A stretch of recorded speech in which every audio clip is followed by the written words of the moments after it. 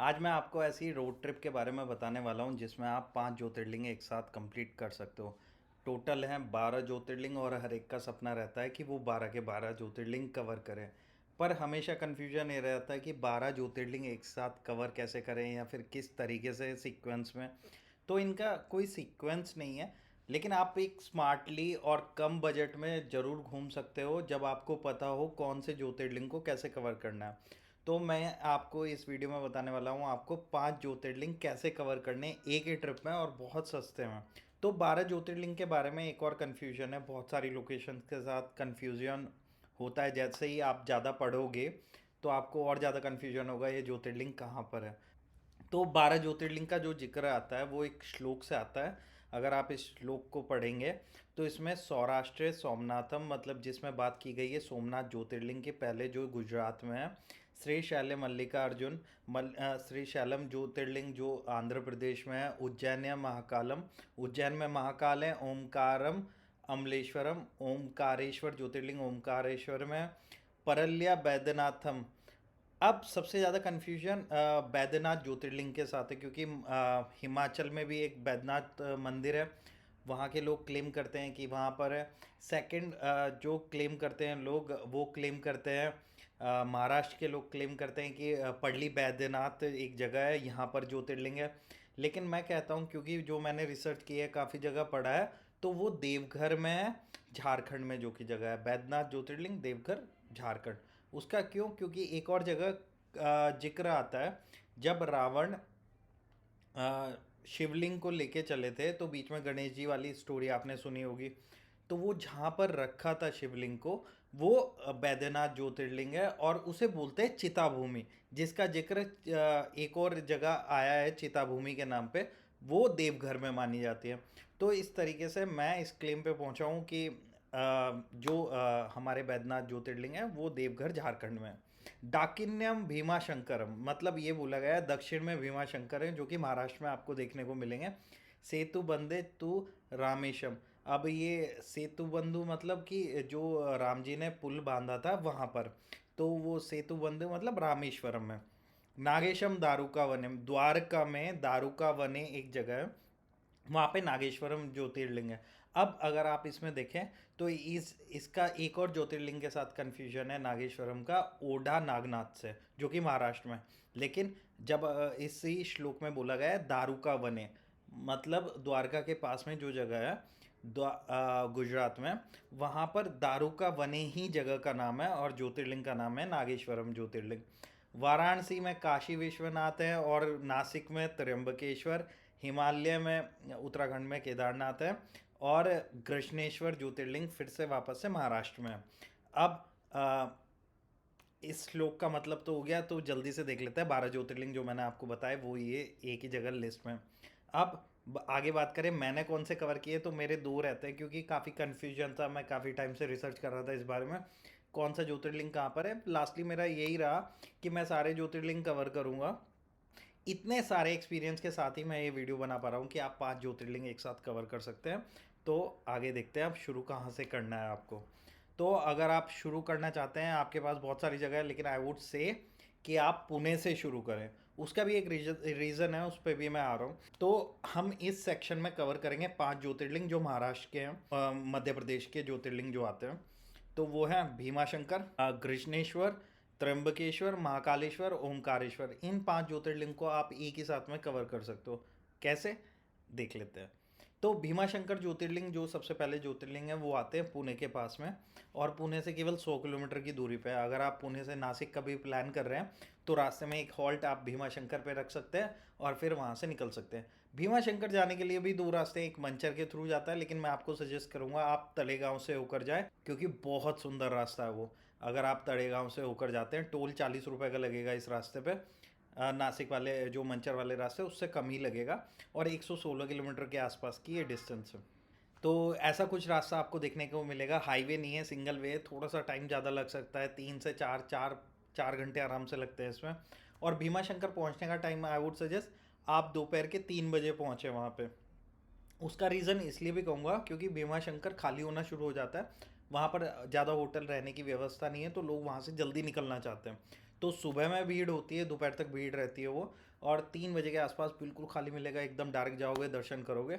और अगर आपके साथ कोई चलने में जिसे प्रॉब्लम है तो थोड़ा सा उसके लिए वो हो सकता है, क्योंकि सीढ़ियों से नीचे उतर के जाना है, काफ़ी सीढ़ियाँ हैं, और फिर वापस आना है। बाकी फ़ोटोज़ और देख लेते हैं। भीमा शंकर जाने का रास्ता ये कुछ ऐसा है। अगर आप तड़ेगांव से जाओगे तो आपको बहुत सुंदर व्यूज़ मिलने वाले हैं। तो ये है भीमा शंकर ज्योतिर्लिंग। और नेक्स्ट आगे बढ़ते हैं अब हम। सेकंड ज्योतिर्लिंग है नासिक के पास त्र्यंबकेश्वर। नासिक से 20-30 किलोमीटर की दूरी पर त्र्यंबकेश्वर है। और आप भीमा शंकर से बसेस भी चलती हैं। अगर आप बस से ट्रैवल कर रहे हो तो पुणे से भीमा शंकर बस मिल जाएगी आपको। भीमा शंकर से भी नासिक की आपको बस मिल जाएगी, तो वैसे भी ट्रैवल कर सकते हैं। आपको वाया मंचर ही होके जाना पड़ेगा। पुणे नासिक हाईवे जो है वो, ये टोटल डिस्टेंस पड़ेगी 237 किलोमीटर के आसपास की। जब आप नासिक में त्र्यंबक में आपको यहाँ पे स्टे लेना है और यहाँ पे रुक सकते हैं आराम से। और नेक्स्ट डे मॉर्निंग में आपको जिस तरीके से भी सूटेबल करे, लाइन में लग के, थोड़ी भीड़ ज़्यादा होती है त्र्यंबकेश्वर ज्योतिर्लिंग पे, वीकेंड अवॉइड करें। और बाकी यहाँ पर पास की भी सुविधा है। आप 150-200 के आसपास का पास है, आप वो खरीद सकते हैं और जल्दी से दर्शन करके निकल सकते हैं अगले ज्योतिर्लिंग की तरफ। आप जल्दी दर्शन करेंगे तो आपको वापस से नासिक में आना पड़ेगा। नासिक से आगरा एक्सप्रेसवे पकड़ के आगे जाना है। नासिक में बहुत सारी आपको घूमने की जगह मिलती है।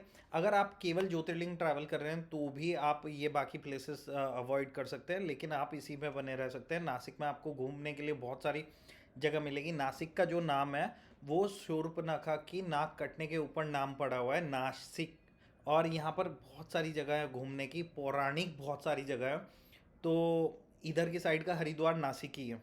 तो नासिक में क्या है, नासिक में सीता गुफा है, नासिक में पांडव लेनी है, अंजनेरी है, कलाराम मंदिर है।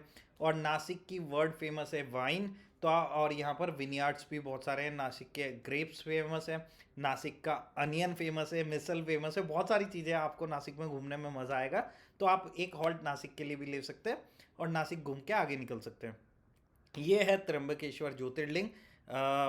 ये यहाँ पर मैं जब गया था तो कुछ ऐसा था, भीड़ आपको मिलेगी पूरे दिन त्र्यंबकेश्वर ज्योतिर्लिंग में। तो ये अंदर से कुछ ऐसा दिखता है। और यहाँ पर आप फ़ोन भी अंदर ले जा सकते हैं थोड़ा सा बचा के। इसमें कोई इशू नहीं है। अब भीमा शंकर पे भी आप फ़ोन ले जा सकते हैं, कोई रेस्ट्रिक्शन नहीं है। ये है त्र्यंबकेश्वर ज्योतिर्लिंग। और उसी के पीछे जहाँ से लाइन शुरू होती है, बहुत दूर से शुरू होती है, ये एक कुंड भी है। सो आपको नासिक से निकल के डायरेक्ट जाना है महाकालेश्वर। लेकिन आपको रास्ते में एक जगह पड़ेगी माहेश्वर। बॉलीवुड की 90% मूवीज़ में जो आप बनारस देखते हो वो बनारस है ही नहीं, वो है माहेश्वर। बहुत सुंदर घाट देखने को मिलेंगे आपको। तो आई वुड से कि आपको माहेश्वर एक बार रुकना चाहिए। माहेश्वर में अहिल्या देवी अहिल्याबाई का मंदिर है, बहुत पुराना मंदिर है। और बहुत सुंदर मंदिर आपको देखने को मिलते हैं वहाँ पर। तो बहुत ही अंडररेटेड, बहुत लेस नोन जगह है, तो आपको वहाँ पर रुकना चाहिए। तो आप नासिक से डायरेक्ट जाके रुकेंगे माहेश्वर। माहेश्वर से थोड़ा ही पास में रह जाता है फिर महाकालेश्वर ज्योतिर्लिंग, तो आप वो कर सकते हैं। तो नासिक से टोटल डिस्टेंस पड़ने वाली है 520 किलोमीटर। और महाकालेश्वर से जैसे ही आप माहेश्वर रुकेंगे, सुबह मंदिर वगैरह घूम के आप महाकालेश्वर ज्योतिर्लिंग जा सकते हैं। वहाँ पर दर्शन कर सकते हैं, या फिर एक दिन का स्टे इसलिए भी रख सकते हैं क्योंकि महाकालेश्वर की भस्म आरती फेमस है। उसके लिए पास लेना पड़ता है, आपको पहले से ही पास का अरेंजमेंट करना पड़ेगा। वेबसाइट पे ऑनलाइन बुकिंग है, वो आप कर सकते हैं। सो नेक्स्ट मॉर्निंग 4 बजे के आसपास आपको पास लेकर अपना भस्म आरती देखनी है और निकल जाना है वहाँ से।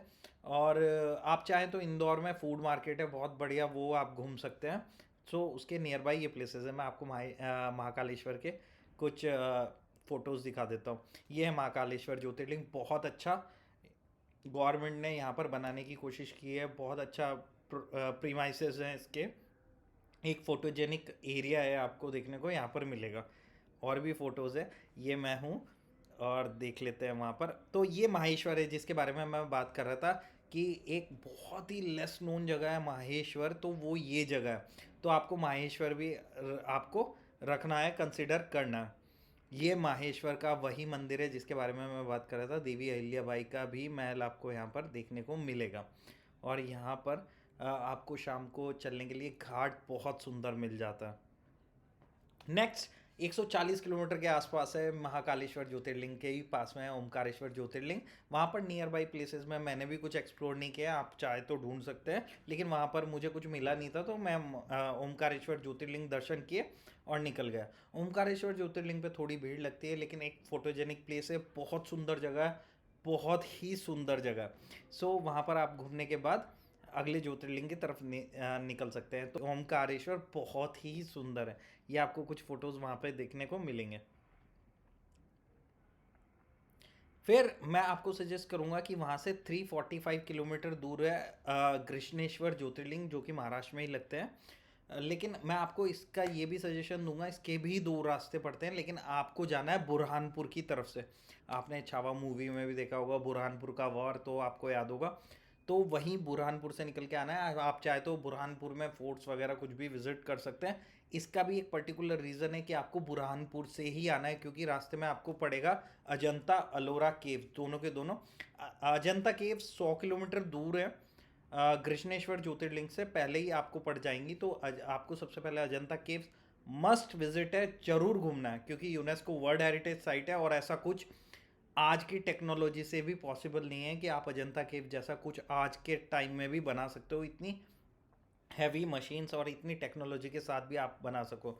उसके बाद सेकंड है कृष्णेश्वर ज्योतिर्लिंग के जस्ट पास में ही है अलोरा केव्स। अलोरा केव्स आपने बहुत पढ़ा होगा, शिव मंदिर है जो ऊपर से काव करके बना है, ये वही जगह है। तो आपको कृष्णेश्वर ज्योतिर्लिंग के 2 किलोमीटर में अलोरा केव्स पड़ती है, वो घूमना है। फिर अगर मैं बुरहानपुर वाली बात कर रहा था, तो आपको दौलताबाद फोर्ट और बुरहानपुर फोर्ट वगैरह ये देखने को आपको बुरहानपुर में मिलेगा। रास्ता थोड़ा लंबा हो सकता है, 345 किलोमीटर, तो आप बुरहानपुर भी स्टे प्लान कर सकते हैं। और वहाँ पर घूमने के बाद अजंता, मैं सजेस्ट करूँगा बुरहानपुर आप अवॉइड करें, क्योंकि आप ज्योतिर्लिंग और शिव जी के हिसाब से निकले हुए हैं। तो आपको अजंता, अलोरा केव्स और कृष्णेश्वर ज्योतिर्लिंग कवर करना चाहिए। कृष्णेश्वर ज्योतिर्लिंग पर भीड़ नहीं होती, 1 घंटे के अंदर आपका नंबर लगभग में आ जाएगा। प्लान वीकेंड को छोड़ के करना, तो आपको 15-20 मिनट में नंबर आ जाएगा। मंदिर बहुत सुंदर है, और साथ में अलोरा केव्स के कैलाश टेम्पल शिव मंदिर जो है, आप जान गए होंगे, तो आपको वो भी घूमना चाहिए। नेक्स्ट अगर हम बात करें, ये मेरे कुछ फ़ोटोज़ है वहाँ पे साइड में, आप देख रहे हैं कृष्णेश्वर ज्योतिर्लिंग, अंदर फ़ोन अलाउड नहीं था, अगर आप देख सकते हैं तो आप जा सकते हैं। बाकी ये है सामने कैलाश टेम्पल, बीच में कैलाश टेम्पल से कृष्णेश्वर ज्योतिर्लिंग भी दिखता है, तो आप वहाँ से ऊपर से दोनों कैलाश टेम्पल भी देख सकते हैं, कृष्णेश्वर ज्योतिर्लिंग भी वहाँ से देख सकते हैं।